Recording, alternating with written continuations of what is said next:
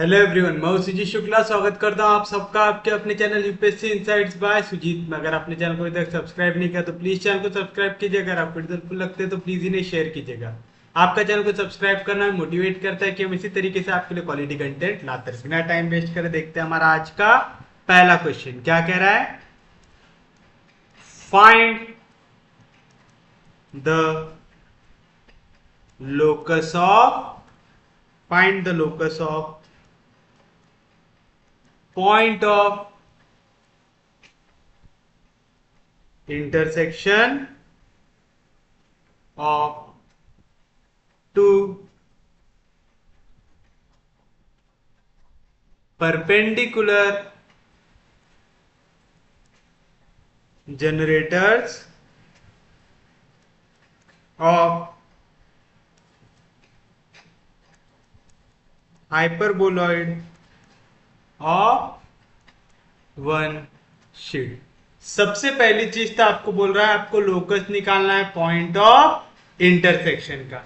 मैंने प्रॉपर्टी आपको पढ़ाया था कि आपका लैम्बडा सिस्टम म्यू सिस्टम दोनों लैम्बडा लैम्बडा वाले को इंटरसेक्ट नहीं करता है, म्यू म्यू वाले को इंटरसेक्ट नहीं करता है। बट अगर दोनों अलग अलग सिस्टम के यानी एक जनरेटर लैम्बडा सिस्टम का है दूसरा वाला म्यू सिस्टम का है तो दोनों एक दूसरे को इंटरसेक्ट करते हैं। ये हम लोगों ने पढ़े थे क्या? रुकिए मैं आपको दिखाता हूं। ये हमने पढ़ा था prove that no two generator of same system intersect.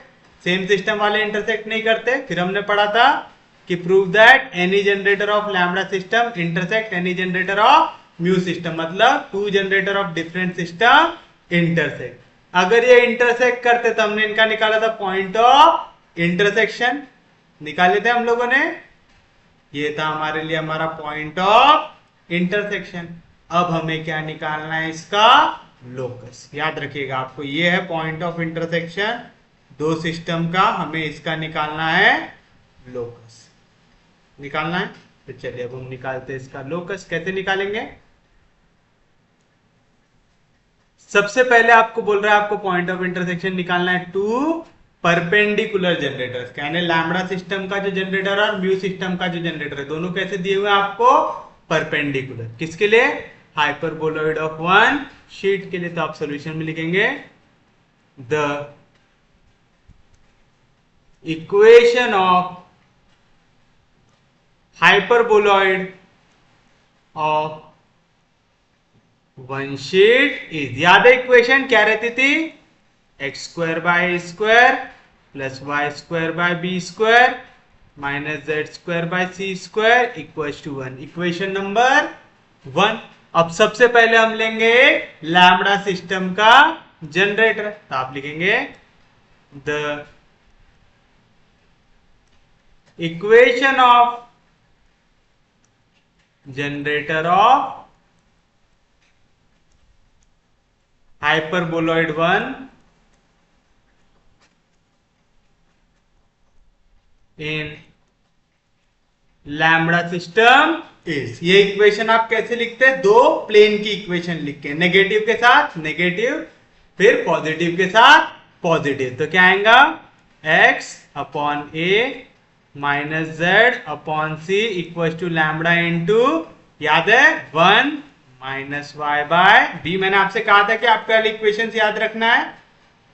And second x upon a plus z upon c equal to one upon lambda into one plus y by b. Negative के साथ नेगेटिव पॉजिटिव के साथ positive क्या देता है?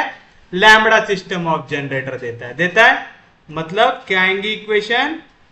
x upon a, यहाँ पे lambda जाएगा अंदर तो आएगा minus lambda into y by b. इधर माइनस लैम्बडा इधर गया तो plus lambda times y by b minus z by c equal to lambda.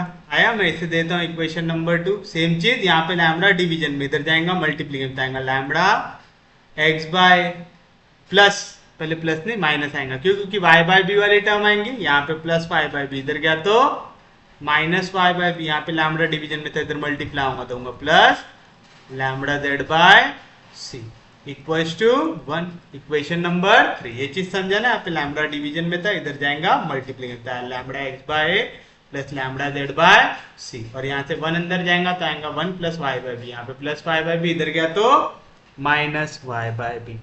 यानी हमारा जो जनरेटर है वो ये दो प्लेन के इंटरसेक्शन से बना है। कह सकते हैं हम ऐसा, इक्वेशन ऑफ जनरेटर कह रहे हैं। जनरेटर क्या है, यहाँ पे एक लाइन है, ये लाइन ये दो प्लेन के ऊपर आ रही है, मतलब ये दो प्लेन के इंटरसेक्शन से हमारा जनरेटर बना हुआ है। तो आप लिखेंगे this generator is formed by intersection of plane 2 and plane 3। आएगा ऐसा, यहां तक किसी को कोई दिक्कत नहीं है। अब हमें क्योंकि कह रहा है आपका जो लैम्बडा सिस्टम का जनरेटर रहेगा वो परपेंडिकुलर रहेगा म्यू सिस्टम के जनरेटर के साथ, तो हमें दोनों के क्या निकालना पड़ेगा, डायरेक्शन रेशियो निकालना पड़ेगा।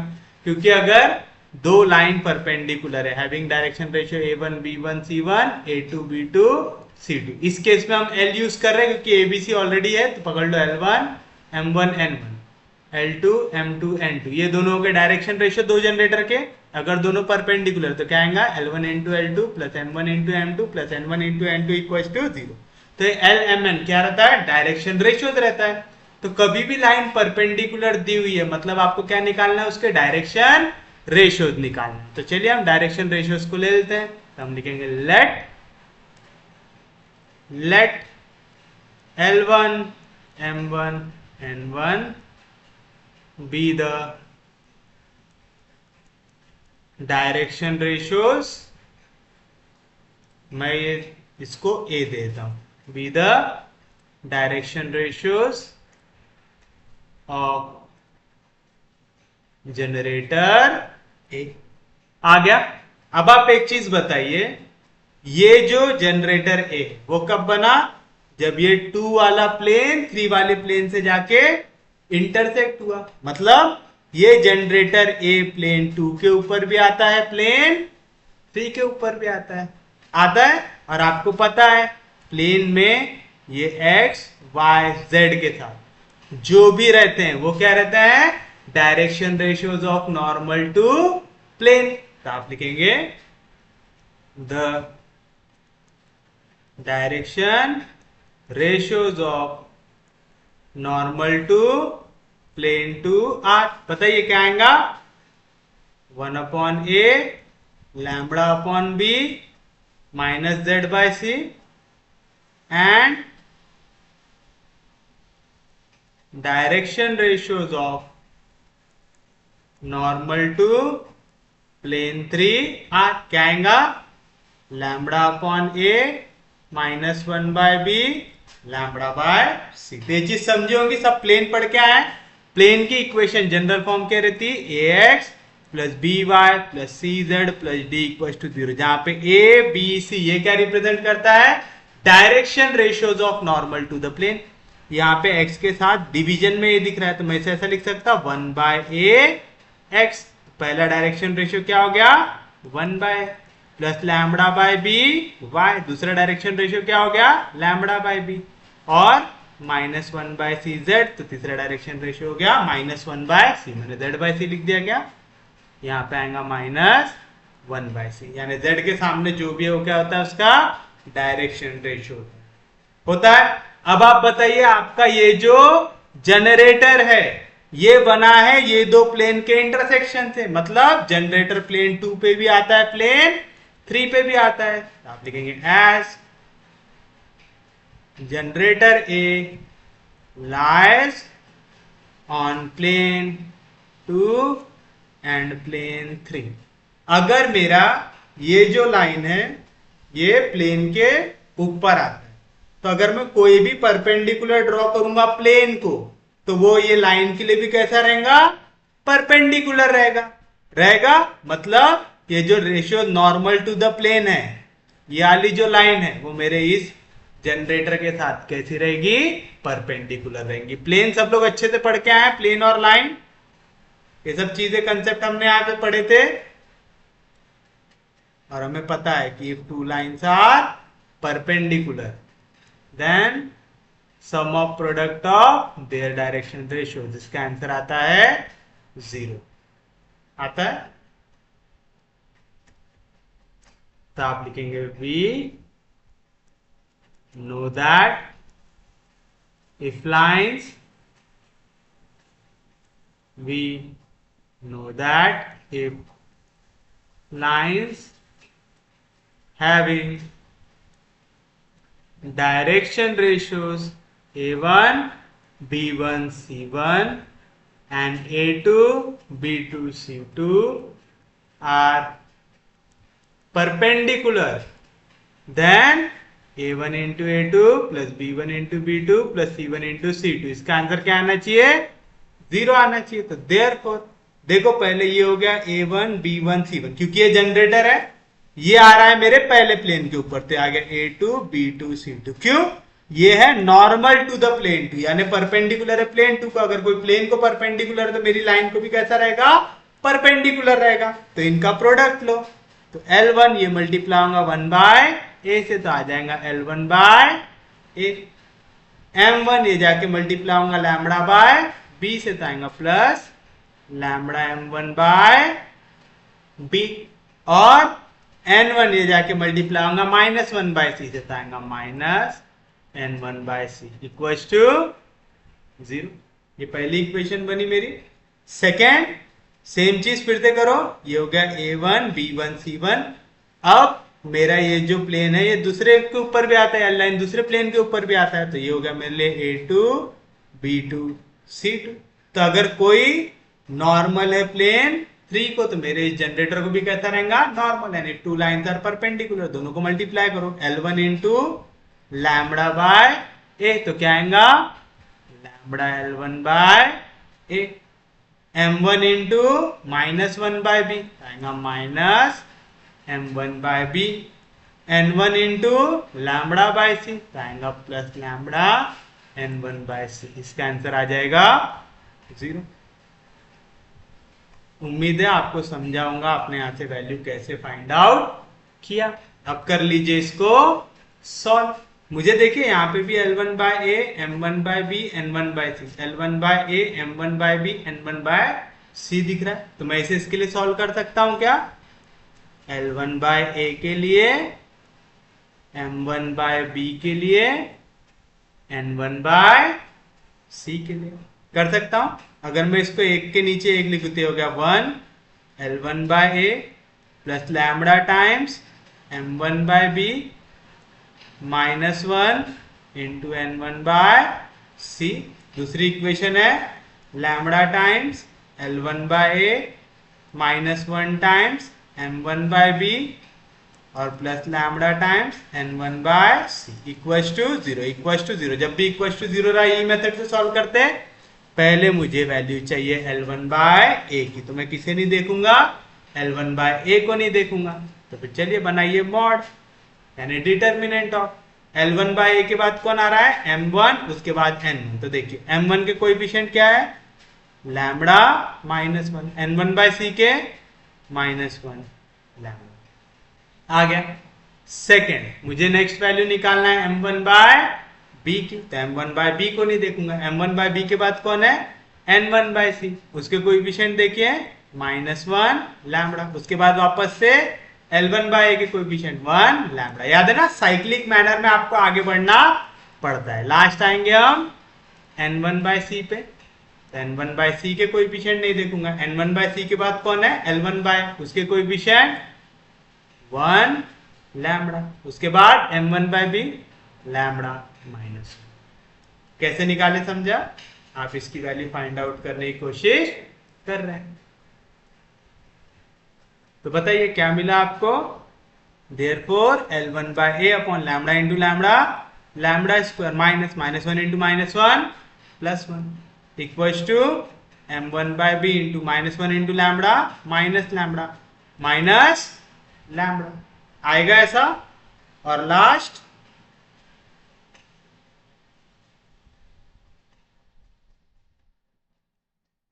N1 by c upon -1 into 1 -1 minus lambda into lambda lambda square. अब देखिए यहाँ पे सब नेगेटिव में दिख रहा है तो माइनस साइन से मल्टीप्लाई कर लेता हूँ, तो आएगा L1 by a upon minus sign से मल्टीप्लाई करूंगा तो 1 minus lambda square equal to m1 by B.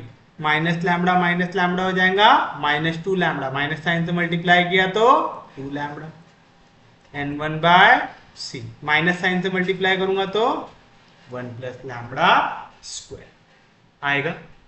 कोई दिक्कत नहीं, कोई डाउट नहीं। तो चलिए बताइए यहाँ से आपको क्या मिला।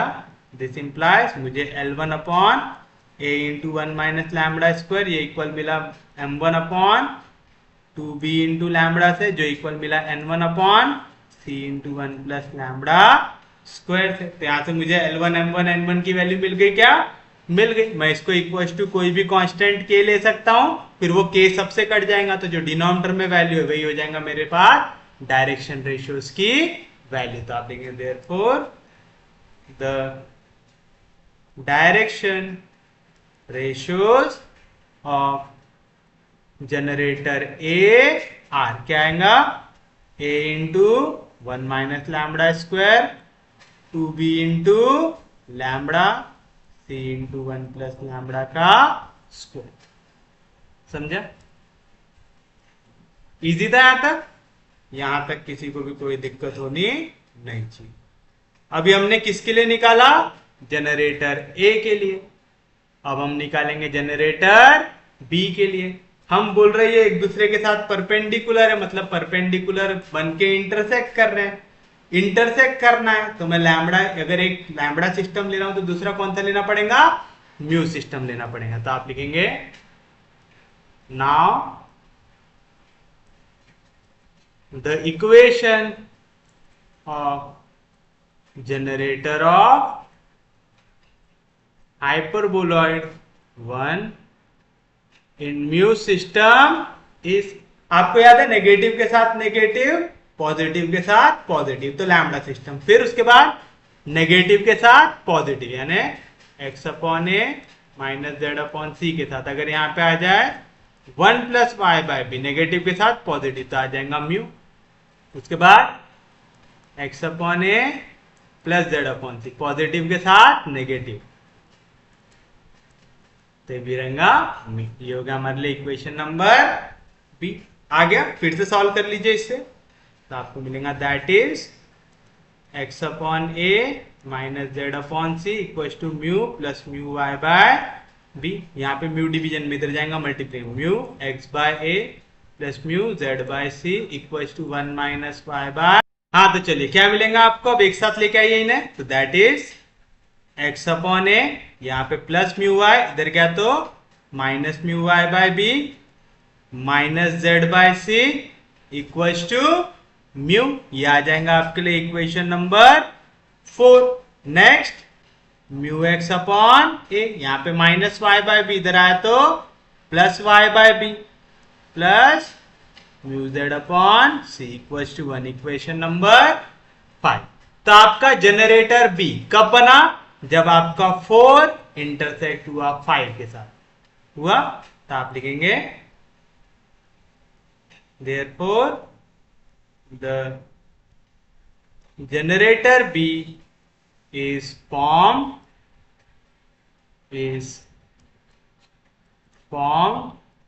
by intersection of two planes 4 and 5। तो अगर ये इंटरसेक्शन ऑफ प्लेन से बना हुआ है मतलब ये प्लेन 4 पे भी आएगा और प्लेन 5 पे भी आएगा। तो जो नॉर्मल है प्लेन 4 और प्लेन 5 के, ये जनरेटर बी को भी कैसे रहेंगे, नॉर्मल रहेंगे। तो आप ले लेंगे इसके डायरेक्शन रेशियोज, तो आप लिखेंगे let L2 M2 N2 be direction ratios of generator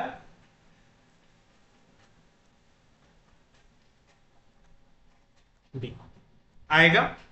अब देखिए अगर L2 M2 N2 direction ratios है बी के, तो आप यहां से 2 मेथड आगे अपना सकते हो, डिपेंडिंग आपके पास स्पेस कितनी दी हुई है। आपको यहां पे दिख रहा है कि हमने जो पहला जनरेटर निकाला था पहले जनरेटर से मुझे ये वैल्यूज मिली थी पहले वाले जनरेटर के लिए ये value.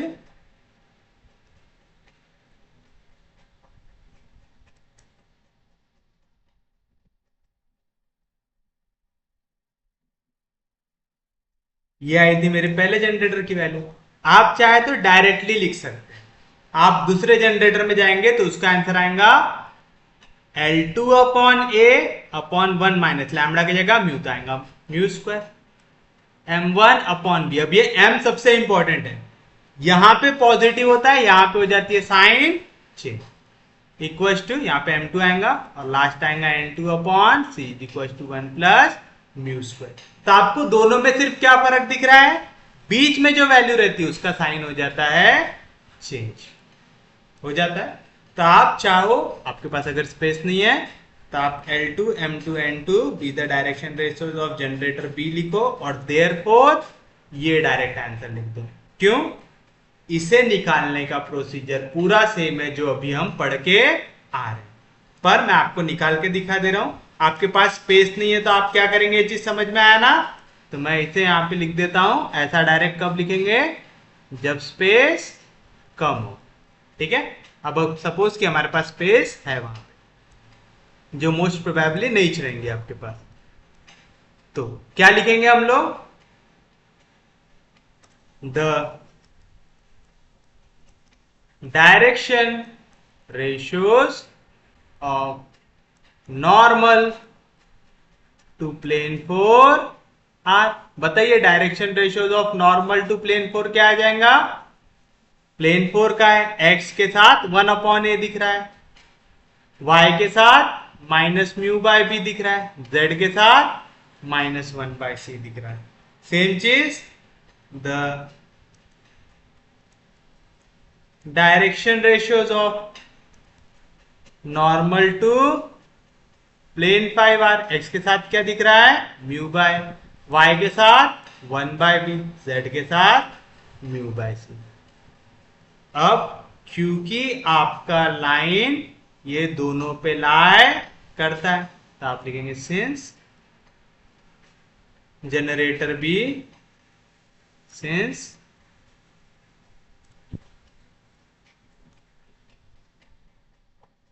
Generator b lies on plane 4 and plane 5। तो आप कोई भी परपेंडिकुलर ड्रॉ करो प्लेन 4 पे या 5 पे, वो आपके जनरेटर को भी कैसा रहेगा, परपेंडिकुलर रहेगा। और हमें पता है टू लाइंस आर परपेंडिकुलर, तो क्या करते हैं, इनके डायरेक्शन पे करस्पॉन्डिंग वालों को मल्टीप्लाई करो और ऐड कर दो, उसका आंसर आता है 0। तो L2 जाके मल्टीप्लाई होगा 1 अपॉन ए से, तो आएगा L2 by a, plus M2 जाके मल्टीप्लाई होगा माइनस म्यू बाय बी से, तो आएगा minus mu M2 by B. N2 जाके मल्टीप्लाई होगा माइनस 1 बाय सी, तो आएगा माइनस N2 बाय सी, इसका आंसर आ जाएगा 0। सेम चीज म्यू बाय जाके मल्टीप्लाई होगा L2 से, तो आएगा mu L2 by 1 by b जाके मल्टीप्लाई होगा M2 से, तो आएगा M2 बाय बी, और म्यू बाय सी जाके मल्टीप्लाई होगा N2 से, तो आएगा mu N2 by c equals to 0।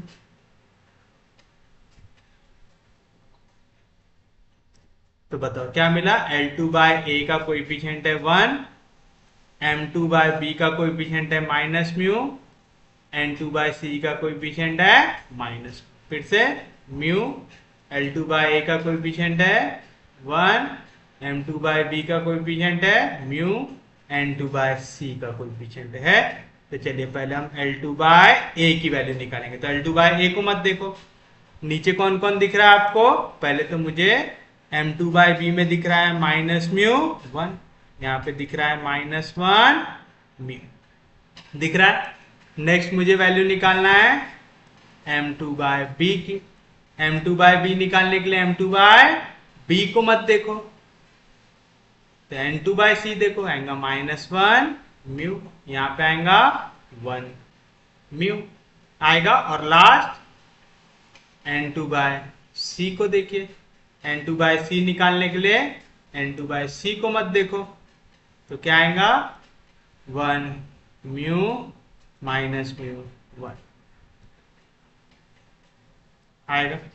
तो बताइए क्या मिला यहाँ से आपको, यहाँ से आपको मिला L2 by a equal to minus mu into mu minus mu square minus into minus plus 1 into 1 1 equals to m2 by b minus mu into 1 minus mu into 1 minus mu equals to n2 by c 1 into 1 1 minus into minus plus mu into mu mu square. तो क्या मिला L2 upon ए कहाँ पे है, numerator के denominator में चले जाएंगे, डिनोमिनेटर आएगा 1 minus mu square equals to m2 by minus mu minus 2 mu minus 2 mu भी आएगा। अच्छा हमने यहाँ पे ए बी सी को बाद में नीचे लेके जाएंगे, तो दोनों से आंसर सेम आ रहा है, दिख रहा है ना, n2 by c into 1 plus u square आया same, L2 by a into 1 minus mu square m2 by minus 2 mu b n2 by c into 1 plus mu square, दोनों से सेम आंसर आता। तो आप चाहो तो डायरेक्ट लिखो या तो ऐसे निकालो, डिपेंड करेगा आपके पास स्पेस कितनी है। तो आप लिखेंगे therefore the direction ratios of generator B R क्या आएगा, a into 1 minus u square minus 2 mu b c into 1 plus mu square. अब मेरे पास जनरेटर बी के डायरेक्शन रेशियोज है, मेरे पास जनरेटर ए के डायरेक्शन रेशियोज है, और मुझे पता है दोनों के दोनों एक दूसरे को कैसे हैं, परपेंडिकुलर है। या आप फिर से लिखेंगे क्या, नहीं, जनरेटर ए जनरेटर बी के आप डायरेक्शन रेशियो निकाल चुके हैं, तो फिर से लिखने की जरूरत पड़ेगी क्या, नहीं, बस मैं फिर से बार बार पीछे ना जाना पड़े करके इन्हें आगे लेके आ रहा हूं। फिर आप लिखेंगे as both generator a and b are perpendicular, दोनों के दोनों एक दूसरे को कैसे हैं, परपेंडिकुलर है, और अगर दो लाइन परपेंडिकुलर है तो दोनों को मल्टीप्लाई कर लो, तो आपको मिलेगा therefore a into 1 minus lambda square into a into 1 minus mu square plus 2b lambda into minus 2 mu b plus c into 1 plus lambda square into 1 plus mu square, कितना आएगा 0। If two lines having direction ratio L1 M1 N1 and L2 M2 N2 are perpendicular, then L1 into L2 plus M1 into M2 plus N1 into N2 क्या आती value 0। बस अभी से simplify करना है, a into a square 1 जाएगा अंदर, तो यहाँ पे 1 into 1 1 minus lambda square into 1 minus lambda square minus u square into 1 minus u square minus into minus plus आएगा lambda square mu square, same चीज plus into minus minus 2 2 4 lambda mu b plus c into 1 into 1 1 plus lambda square into 1 lambda square plus mu square into 1 mu square plus lambda square into mu square mu square equals to 0 आएगा ऐसा। उसके बाद आप क्या करेंगे, इसे करेंगे solve. अब आपको याद होगा हमें यहाँ पे बनाना है स्क्वायर वाली टर्म बनाना है, तब हम इसे कैसे बनाएंगे, आप इसे लिखेंगे ए स्क्वायर इंटू, अब स्टेप को गौर से समझो, यहाँ पे ये और ये वैल्यू पे एक साथ देखो, तो मैं लिखूंगा 1 प्लस 1 का स्क्वायर है 1 का, लैम्बडा स्क्वायर म्यू स्क्वायर है, मैं इसे लिख सकता हूँ लैम्बडा म्यू का स्क्वायर, तो मुझे दिख रहा है a square b square, whole square बनने को क्या कमी है, ट्वाइस ऑफ ए बी की, तो मैं लिखूंगा plus twice of a b, तो आ जाएगा ट्वाइस ऑफ लैम्बडा म्यू। अब ये बन गया a square plus twice of a b plus b square, यानी बन गया होल स्क्वायर। लेकिन आपने जबरदस्ती यहाँ पे प्लस 2 लैम्बडा म्यू डाला, तो उसको बैलेंस करने के लिए सेम वैल्यू सब्ट्रैक्ट भी करना पड़ेगा, तो आएगा minus lambda square minus 2 lambda mu minus mu square, समझा। तो ये प्लस और माइनस हो गया बैलेंस, हो गया, किसी को कोई दिक्कत नहीं, कोई डाउट नहीं। अच्छा यहाँ पे b इंटू बी स्क्वायर नहीं किया क्या हमने, b इंटू बी हो जाएगा b का स्क्वायर। फिर देखो ये b स्क्वायर को मैं छोड़ देता हूँ इसके हालात पे, छोड़ दिया। अब आप देखिए हम लोगों ने कोई ऐसा 4 लैम्बडा म्यू 4xy ऐसा कुछ पढ़ा हुआ है क्या, पढ़ा हुआ है। आपको पता है कि जब आप a प्लस बी के होल स्क्वायर को सब्ट्रैक्ट करते हैं a माइनस बी के होल स्क्वायर से, तो आपको क्या मिलता है 4 टाइम्स a b मिलता है। यहाँ पे a के जगह है लैम्बडा, b के जगह है म्यू, तो मैं इसे क्या लिख सकता हूँ, माइनस बी स्क्वायर जैसा था वैसा मैं इसे लिख सकता हूँ लैम्बडा प्लस म्यू का square minus lambda minus mu का स्क्वायर। लिख सकता हूं, डाउट आ रहा है तो सॉल्व करके देखो। लैम्बडा प्लस म्यू का square minus lambda minus mu का स्क्वायर, ए प्लस बी का whole square a square plus twice of a b plus b square minus a minus b का whole square a square minus twice of a b plus b square. Bracket को open करो तो आएगा lambda square plus 2 lambda mu plus mu square minus lambda square minus into minus plus lambda mu minus mu square minus mu square lambda square cancel, तो 4 lambda mu sorry 2 lambda mu plus 2 lambda mu कितना आ गया 4 lambda mu आया। तो मैं 4 lambda mu की जगह क्या लिख सकता हूं, लैम्बडा प्लस म्यू का square minus lambda minus mu का स्क्वायर। समझा सबको वाली स्टेप, पक्के में समझी। अब लास्ट हमारे पास यहाँ पे ये वैल्यू बची हुई है, इसे भी स्क्वायर बना देते हैं तो आएगा यहाँ पे भी सी इंटू सी स्क्वायर खा गए क्या, यहाँ पे इस पे भी सी था और इस पे भी सी था, तो सी इंटू सी क्या होगा सी स्क्वायर, क्योंकि सब वैल्यू स्क्वायर में है तो हम यहाँ पे स्क्वायर बनाने की कोशिश कर रहे हैं। आएगा प्लस सी स्क्वायर इंटू, फिर से सेम चीज करने की कोशिश करेंगे हम। हमारे पास यहाँ पे 1, यहाँ पे लैम्बडा स्क्वायर म्यू स्क्वायर, तो हम इसे लिखेंगे लैम्बडा म्यू का स्क्वायर। यहाँ पे क्या है लैम्बडा स्क्वायर म्यू स्क्वायर, तो आ गया plus lambda square mu square. अब मैं यहाँ पे कर दूंगा add 2 lambda mu subtract 2 lambda mu equal to 0, ताकि ये क्या बन जाए होल स्क्वायर बन जाए। अब मैंने यहाँ पे ऐड और यहाँ पे सब्ट्रैक्ट क्यों किया, ये आपको भी थोड़ी देर में समझ में आएगा। जो चीज हमने स्टार्टिंग में पढ़ा कि पॉइंट ऑफ इंटरसेक्शन क्या आता है, उस पे डिपेंड करता है कि हम कहाँ पे ऐड करेंगे कहाँ पे सब्ट्रैक्ट करेंगे। तो एंड में हम पॉइंट निकालने के बाद वापस से उस पॉइंट पे आते हैं, तो आएगा a square into a square plus twice of a b plus b square, क्या होता है ए प्लस बी का होल स्क्वायर, तो आएगा 1 प्लस लैम्बडा म्यू का होल स्क्वायर। ये भी माइनस में ये भी माइनस में ये भी माइनस में, माइनस साइन को निकाल लो बाहर, माइनस साइन बाहर निकलेगा तो यहाँ पे क्या बचेगा lambda square plus 2 lambda mu plus mu square a square plus twice of a b plus b square, क्या हो जाएगा ए प्लस बी का होल स्क्वायर हो जाएगा। सेम चीज minus b square into minus b square को अंदर ही लेके चले जाओ तो क्या आएगा माइनस बी स्क्वायर पहले से मल्टीप्लाई होता आएगा लैम्बडा प्लस म्यू का whole square minus into minus plus b square into lambda minus mu का होल स्क्वायर आएगा प्लस सी स्क्वायर इंटू यहाँ पे क्या आएगा 1 माइनस लैम्बडा म्यू का whole square plus lambda plus mu का whole square equal to 0। A square minus twice of a b plus b square हो जाएगा a square plus twice of a b plus b square. आप चाहो तो एक तरीके से यहां से भी याद रख सकते हो, अगर आपको पॉइंट ऑफ इंटरसेक्शन से नहीं याद रखना है तो आपको ये चीज याद रखना है कि ए स्क्वायर के साथ भी लैम्बडा प्लस म्यू दिख रहा है, बी स्क्वायर के साथ भी लैम्बडा प्लस म्यू दिख रहा है, तो सी स्क्वायर के साथ भी लैम्बडा प्लस म्यू दिखना चाहिए।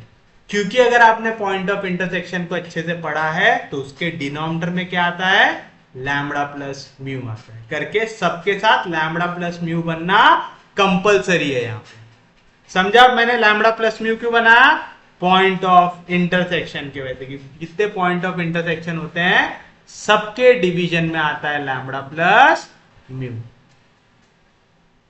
आता है। तो हमने यहां तक सॉल्व कर लिया, ब्रैकेट को कीजिए ओपन, तो आएगा a square into 1 plus lambda mu का square minus a square into lambda plus mu का minus b square into lambda plus mu का square plus b square into lambda minus mu का square plus c square into 1 minus lambda mu का square plus c square into lambda plus mu का square equal to 0 आएगा। तो चलिए जिनमें भी lambda plus mu दिख रहा है उन्हें राइट साइड में ढकेल दीजिए, तो आएगा a square into 1 plus lambda mu का स्क्वायर, फिर उसके बाद plus b square into lambda minus mu का square plus c square into 1 minus lambda mu का स्क्वायर इक्वल टू, यहाँ पे माइनस इधर गया तो प्लस ए स्क्वायर, यहाँ पे माइनस इधर गया तो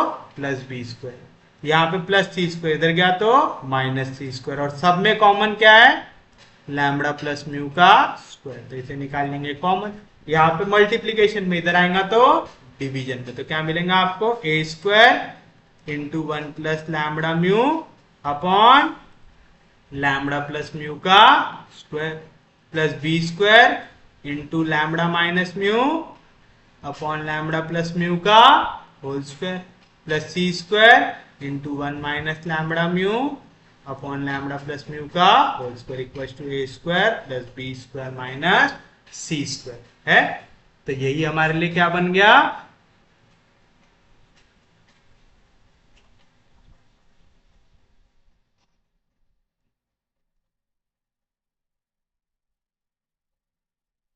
देखिए ये भी स्क्वायर में है, ये भी स्क्वायर में है, तो मैं इसे ऐसा लिख सकता क्या, a इंटू 1 प्लस का होल स्क्वायर, ये भी स्क्वायर में है, ये भी लिख सकता b इंटू इसका होल स्क्वायर, दोनों वैल्यू स्क्वायर में है, तो मैं लिख सकता हूं c इंटू ये पूरी वैल्यू का स्क्वायर।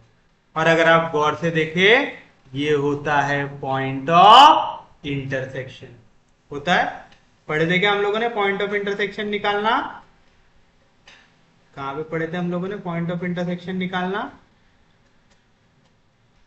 ये तो बहुत ही पीछे आ गए हम लोग।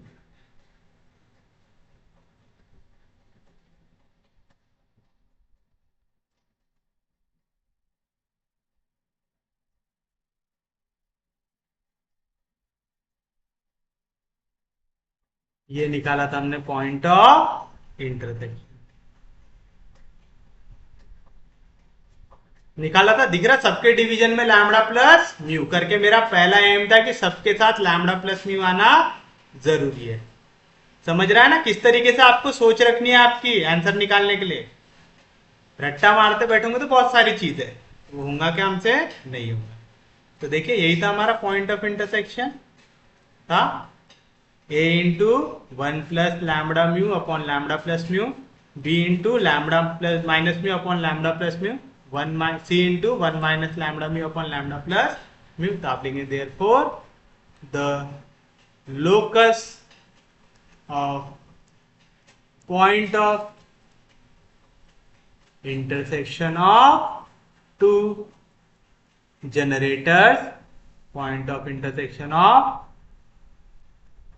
two generators, that is ये पॉइंट इज, मतलब ये हो गया पॉइंट ऑफ इंटरसेक्शन का एक्स कोऑर्डिनेट, ये हो गया पॉइंट ऑफ इंटरसेक्शन का वाई कोऑर्डिनेट, ये हो गया पॉइंट ऑफ इंटरसेक्शन का जेड कोऑर्डिनेट।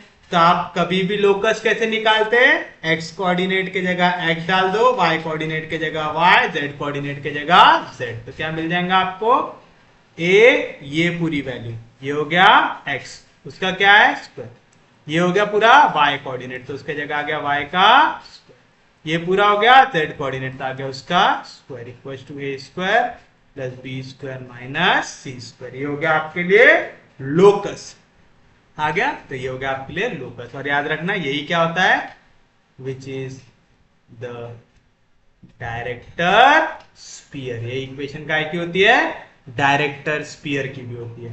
याद है सब लोगों को डायरेक्टर स्पीयर की इक्वेशन कैसे निकालते थे हम लोग, तो ये रहेगा आपके लिए आपका फाइनल आंसर। तो इसके लिए आपको ये पॉइंट ऑफ इंटरसेक्शन याद चाहिए, कम से कम इतना तो भी कि सबके डिवीजन में क्या बनता है, लैम्बडा प्लस में, ताकि आप कंफ्यूज ना हो कि आपको कौन सी वैल्यू लेके इसे सॉल्व करना है। जैसे मेरा इतना क्लियर था कि मुझे डिवीजन में चाहिए लैम्बडा प्लस म्यू, तो मेरा पूरा फोकस वही वैल्यू लाने में, उम्मीद है समझे होंगे। तो आज जो हम क्वेश्चंस कर रहे हैं वो थोड़े से लेंदी और हार्ड वाले हैं, तो थोड़ा सा फोकस बनाए रखिएगा।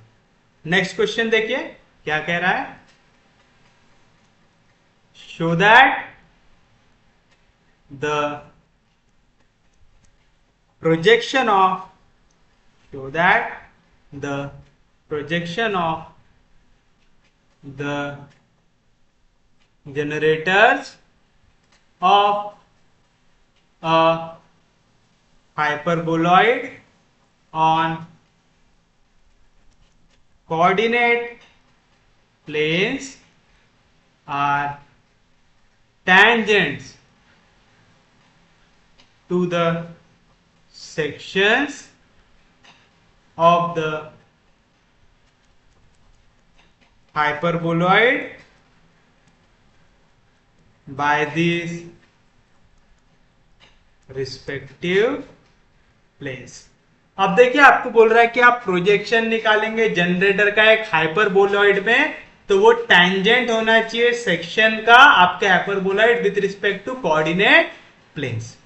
कह रहा है ऐसा जब भी इस टाइप का क्वेश्चन दिया हुआ हो, ना आपको पॉइंट दिया हुआ हो ना डायरेक्शन रेशियो दिया हुआ हो, आप जनरेटर वो यूज करेंगे जो हमने पहले एग्जांपल में यूज किया था। तो आप सॉल्यूशन में पहले लिखेंगे the equation of hyperboloid is, क्या रहती equation, x square by square plus y square by b square minus z square by c square equal to 1। The generator of hyperboloid 1 is given by, बताइए आपको याद आ रही क्या equation, x minus a cos alpha upon a sine alpha equal to y minus b sine alpha minus b cos alpha equal to z upon plus minus सी आया था, तो हम यहाँ पे सिर्फ और सिर्फ प्लस सी ले रहे हैं, हम एक इक्वेशन ले रहे हैं। याद है जब भी आपको कोई ऐसा जनरेटर दिया हुआ हो जहां पे कोई पॉइंट मेंशन ना हो, तो आप ये जनरेटर यूज करेंगे। आपको पूरी इक्वेशन निकाल के दिखाना है क्या, नहीं तो क्वेश्चन आपने देखा था वही एक क्वेश्चन इतना बड़ा था कि जितनी स्पेस दी हुई है उतने में तो आप सिर्फ इसे निकाल पाएंगे, है ना। तो हम फिर से निकालते बैठेंगे क्या, नहीं, हम डायरेक्ट वाली इक्वेशन को कर लेंगे। या कब यूज करना है इक्वेशन, जब आपको पॉइंट दिया हुआ नहीं। अब आपको क्या करना है, ये हाइपरबोलॉइड को काटना है, किसको यूज करके, कोऑर्डिनेट प्लेन को यूज करें। कोऑर्डिनेट प्लेन मतलब एक्स वाई प्लेन जिसकी इक्वेशन होती है z इक्वल टू 0, फिर उसके बाद एक्स जेड प्लेन जिसकी इक्वेशन होती है y इक्वल टू 0, और वाई जेड प्लेन जिसकी इक्वेशन होती है x इक्वल टू 0 होती है। तो चलिए अब हम निकालेंगे इसका सेक्शन। तो आप लिखेंगे the section of hyperboloid, the section of hyperboloid 1 by xy plane that is z equals to 0 is, कैसे निकालते हैं, आपको सेक्शन निकालना है तो जहां जहां z है उसके जगह डाल दो 0, तो मिलेगा x square by a square plus y square by b square, z की जगह 0 आ गया तो हो जाएगा 0 इक्वल टू 1, और यहाँ पे क्या आया, जेड की वैल्यू आई 0। अब आपको दिखाना है कि आप जब प्रोजेक्शन निकालेंगे इस जनरेटर का, ठीक है, इस जनरेटर का जैसे आप प्रोजेक्शन निकालेंगे तो आपको क्या मिलना चाहिए, वो मिलना चाहिए टेंजेंट टू दिस सेक्शन मिलना चाहिए।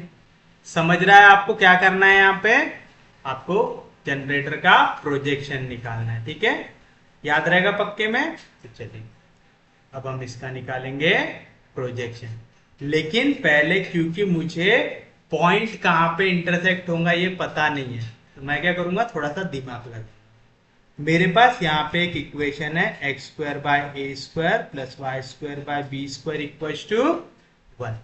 ये देखो इसका स्क्वायर प्लस इसका स्क्वायर इक्वल टू 1, दो स्क्वायर एडिशन में इक्वल टू 1 हमने कहीं पे पढ़े हैं क्या, पढ़े, sine square theta plus cos square theta की वैल्यू आती है 1। ये आप रफ में सॉल्व करेंगे ताकि आप, क्योंकि हम डायरेक्टली लिखेंगे कि वो टेंजेंट है, वो टेंजेंट कैसे है ये मैं आपको समझा रहा हूँ, ठीक है।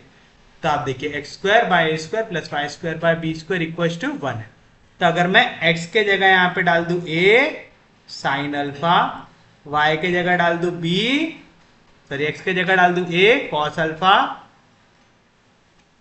वाई के जगह डाल दूं बी साइन अल्फा, तो बताइए क्या मिलेगा, एक्स का स्क्वायर यानी a square cos square alpha by a square plus y का स्क्वायर यानी b square sine square alpha by b square, इसकी वैल्यू 1 आनी चाहिए, क्या आती, क्या b square a square cancel, तो cos square alpha plus sine square alpha क्या आती वैल्यू 1 आती। यानी ये जो आपका लाइन दिया हुआ है, जो आपका सेक्शन दिया हुआ है, इस पे एक पॉइंट हमें मिल गया जिसका एक्स कोऑर्डिनेट रहेगा ए कॉस अल्फा, वाई कोऑर्डिनेट रहेगा बी साइन अल्फा और जेड कोऑर्डिनेट रहेगा 0। बस इतना याद रख लो, ठीक है, इतना याद रख लो। क्यों? आगे जब लिखेंगे तब आपको समझ में आएगा। अब आप निकालो प्रोजेक्शन, तो आप लेंगे projection of generator two on XY plane, that is Z equal to 0 if. याद रखिएगा, जब भी आप ऐसे तीन इक्वेशन इक्वल टू के फॉर्म में दिया हुआ उसका प्रोजेक्शन निकाल रहे हैं, बड़ा आसान रहता है। Z इक्वल टू 0 पे प्रोजेक्शन निकाल रहे हैं, Z की वैल्यू 0 रहने वाली है, तो Z कोऑर्डिनेट को मत देखो, बाकी को उसके हाल पे छोड़ दो। तो क्या आएगा, x minus a cos alpha upon a sine alpha equal to y minus b sine alpha minus b cos alpha, और z के जगह क्या आ गया, 0। देखा कितना आसानी से प्रोजेक्शन निकलता है।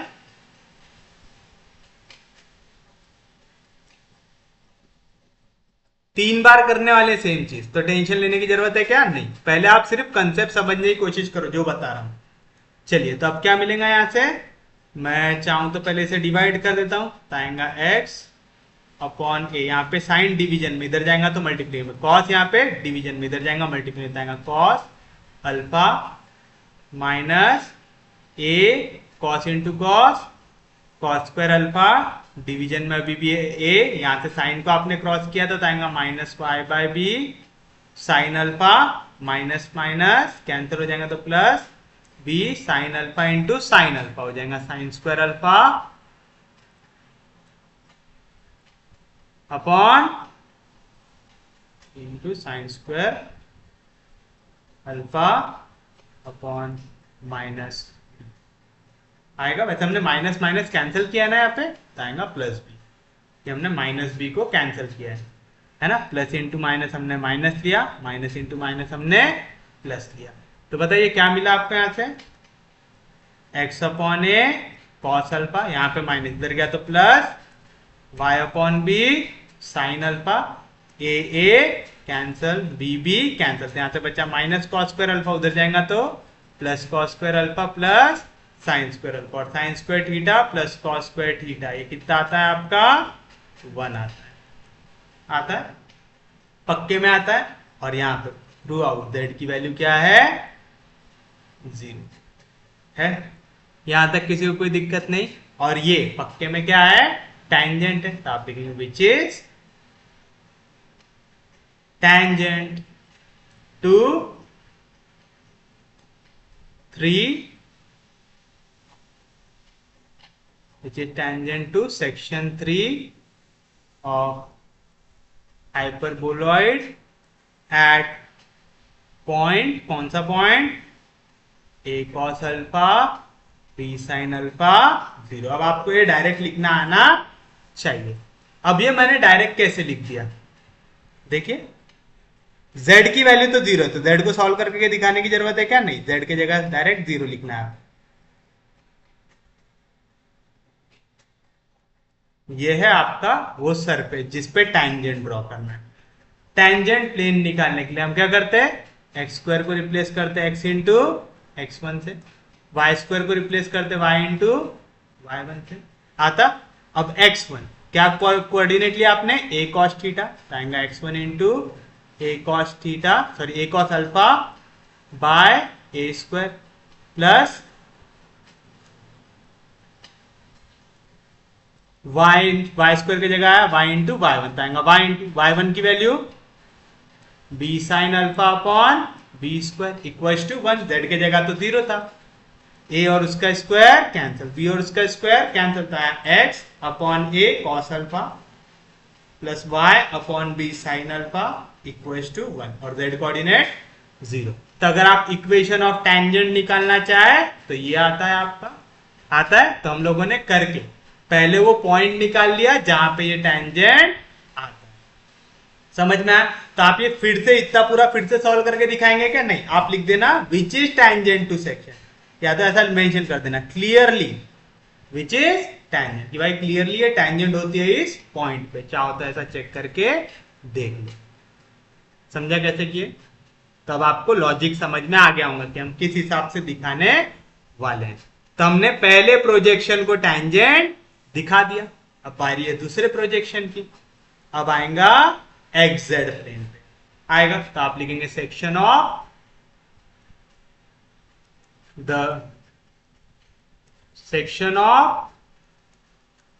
हाइपरबोलॉइड 1।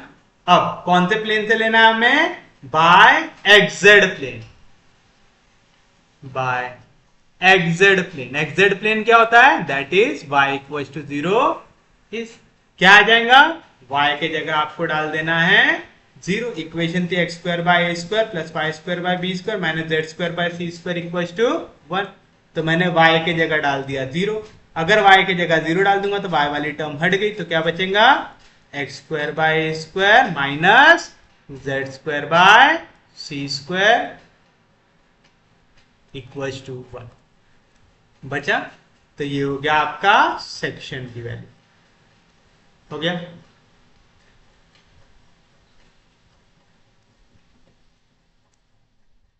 इसे हमने क्या दिया था? इक्वेशन 3 तक यूज कर चुके हम, तो इसे हम दे देंगे इक्वेशन नंबर 4। फिर से मैं पहले ठंडे दिमाग से पॉइंट निकाल लूंगा। यहाँ पे मुझे x square by a square minus z square by c square दिख रहा है, दिख रहा है?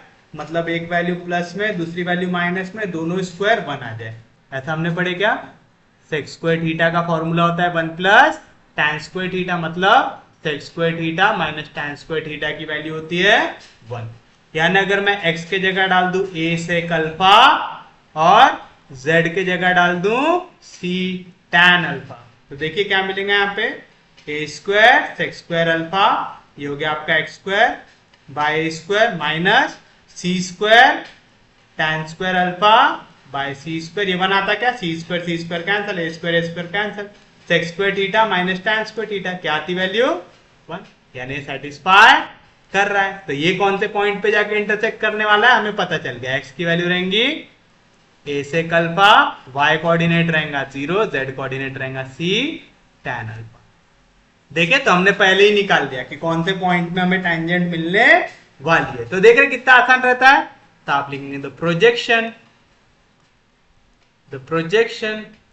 Of generator 2 on xz plane that is y equal to 0 is, तो y के जगह आ गया 0 और प्रोजेक्शन ले रहे कौन से प्लेन में? y वाले प्लेन में। तो आप y को देखेंगे क्या? नहीं, आप x कोऑर्डिनेट देखेंगे और z कोऑर्डिनेट देखेंगे, तो आएगा equal to z by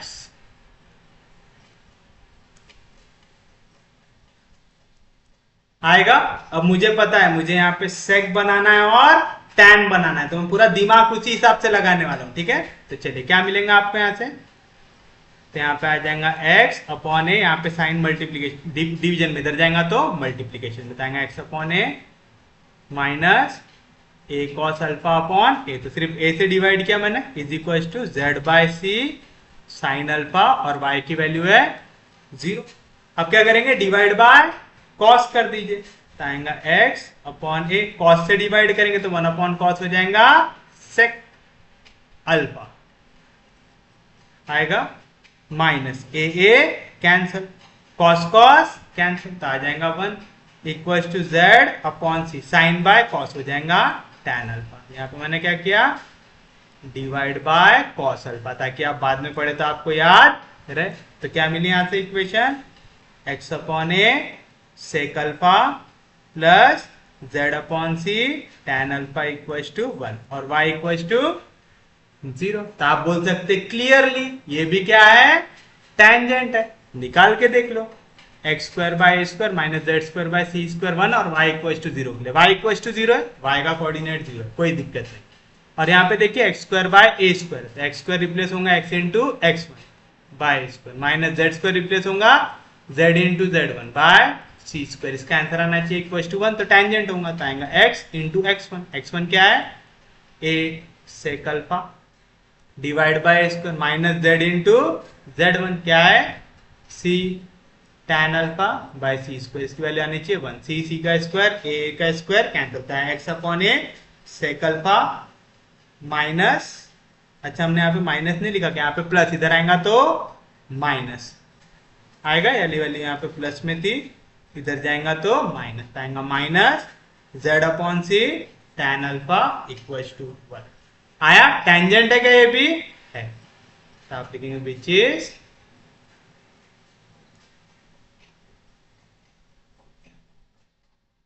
which is tangent to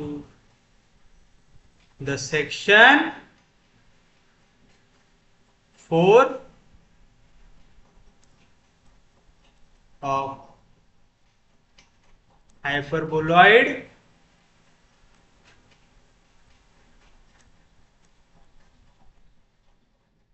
one at point कौन सा, ए से अल्फा 0 सी tan अल्फा आएगा, कोई दिक्कत नहीं, कोई डाउट नहीं। और पेपर में आप लिख देंगे similarly we can prove that the section of hyperboloid 1 by yz plane that is z equal to 0 के लिए भी टेंजेंट आता है। The section of hyperboloid 1 by yz plane that is x equal to 0 is, x के जगह 0 डाल दीजिए तो आएगा y square by b square minus z square by c square equal to 1 और x के जगह आ गया 0। हम कितनी इक्वेशन यूज कर चुके, 4 कर चुके, तो हो जाएंगे हमारे लिए इक्वेशन नंबर 5। अब याद रखिएगा जब आपने इससे पहले वाला प्लेन लिया था, यहाँ पे हमने क्या वैल्यू दी थी, sex square theta minus tan square theta. जब आप इस प्लेन में आएंगे तो आप वैल्यू लेंगे cosec square theta minus cot square theta equal to 1, क्योंकि मुझे पता है sec square theta minus tan square theta भी 1 होता है, cosec square theta minus cot square theta भी 1 होता है। तब मैं कोसेक और कॉट के टर्म में आंसर निकालूंगा, तो मेरा जो कोएफिशिएंट रहेगा मैं क्या लूंगा, y के जगह मैं लूंगा b कोसेक अल्फा और z के जगह मैं लूंगा माइनस c कॉट अल्फा। ये आपको याद रखना है, डाल के देखिए यहाँ पे y का स्क्वायर हो जाएगा b square cosec square alpha by b square minus z का स्क्वायर, तो माइनस का square plus c square cot square alpha divide by c का स्क्वायर, इसकी वैल्यू 1 आती, क्या आती, cosec square theta minus cot square theta आता है 1। तो ये पॉइंट आपको याद रखना है, ठीक है, ये मैं आपको करके बार बार निकाल के दिखा दे रहा हूं। तो बताइए क्या मिलेगा आप लोगों को, अब आपको प्रोजेक्शन लेना है, तो आप लेंगे the projection, the projection of generator, the projection of generator 2 on yz plane that is x equals to 0 is, क्या आ जाएगा, अब आप प्रोजेक्शन ले रहे कौन से, इसमें x पे, तो आप x का कोएफिशिएंट देखेंगे क्या, नहीं, तो x वाले को छोड़ दीजिए और x के जगह क्या लिख दीजिए 0, ये आ गया, इधर आ गया x इक्वल्स टू 0 आ गया। यहां तक सॉल्व कीजिए, इसे क्या मिलेगा, यहाँ पे माइनस कोसेक अल्फा से उधर डिवाइड कर दिया तो कोसेक अल्फा से कर देता है minus y by b minus into minus plus b sine alpha by b, और यहाँ पे कॉस से मल्टीप्लाई कर देंगे तो आएगा z कॉस अल्फा बाय सी। आया ऐसा, तो बताइए क्या मिलेगा, बी बी कैंसिल, मुझे इक्वल टू 1 चाहिए तो साइन अल्फा से डिवाइड करना पड़ेगा, तो आप लिखेंगे डिवाइड बाय साइन अल्फा, तो क्या मिलेगा आपको minus y by b, 1 by sine क्या हो जाएगा cosec alpha plus sine by sine cancel 1 हो जाएगा, और यहाँ पे आएगा z by c, cos by sine हो जाएगा कॉट अल्फा, दैट इज क्या मिलेगा, यहाँ पे वैल्यू नेगेटिव, उधर जाएंगी तो पॉजिटिव आएगा y by b cosec alpha plus z by c cot alpha equals to 1 आया, और यहाँ पे x कोऑर्डिनेट कितना है 0। आ रहा है, समझे? यहाँ पे माइनस था, इधर गया तो प्लस हो गया। क्लियरली ये क्या हो जाएगा, टेंजेंट। आप लिखेंगे clearly, clearly which is tangent to section 5 of hyperboloid 1। कैसे समझा? फिर से अगर आपको इसका टेंजेंट प्लेन निकालना है तो वाई स्क्वायर की जगह क्या आ जाएगा, y into y one by b square, minus z square की जगह आ जाएगा z into z one by c square. इसकी वैल्यू आनी चाहिए 1। मैंने पॉइंट क्या लिया हूं, वाई वन का कोऑर्डिनेट लिया हूं बी कोसेक अल्फा, तो आ जाएगा y into b cosec alpha by b square minus z by c square into z one क्या लिया हूं मैंने, माइनस सी कॉट अल्फा, बताएंगा माइनस सी कॉट अल्फा आएगा। इसकी वैल्यू आनी चाहिए 1। तो यहाँ पे कुछ कट रहा है क्या, b और उसका स्क्वायर कैंसल, c और उसका स्क्वायर कैंसल, आएगा y cosec alpha by b minus into minus plus z by c cot alpha equals to 1। ये इक्वेशन बनी, y by b cosec alpha plus z by c cot alpha equals to, समझा? तो ये points आपको याद रखना पड़ेगा। तो आप कहेंगे clearly which is tangent to the section at point x coordinate आएगा 0, y coordinate b cosec alpha और z coordinate minus c cot alpha. पर मैं सजेस्ट करूंगा कि ये आप सॉल्व ना करो, सिमिलरली वाली मेथड से लिख दो कि similarly we can prove that the section of hyperboloid by yz plane, ये इसको टेंजेंट रहेगा projection of generator on yz। याद रहेगा पक्के में? तो ऐसा करते हैं, आज का लेक्चर यहीं तक रखते हैं। उम्मीद है आज का लेक्चर समझ में आऊंगा। आज के दोनों क्वेश्चन मस्त थे जिसमें अच्छा दिमाग लगे आप, पर उम्मीद है फिर भी आपको समझ में आऊंगा, ज्यादा हार्ड नहीं लगाऊंगा। प्लीज इसे एक बार अच्छे से प्रैक्टिस करके खुद से एक बार सॉल्व कीजिए, तभी आपको इसका कंसेप्ट और अच्छे से समझ में आएगा। तो ऐसा करते हैं, आज का लेक्चर यहीं तक रखते हैं। अगर आपको लेक्चर समझ में आ रहे, यूजफुल लग रहे, तो प्लीज चैनल को सब्सक्राइब कीजिए, वीडियो को शेयर कर दीजिए। सबसे इंपॉर्टेंट चीज, पढ़ते रहिए, रिवाइज करते रहिए। हम लोग मिलेंगे कल, तब तक के लिए take care, have a nice day.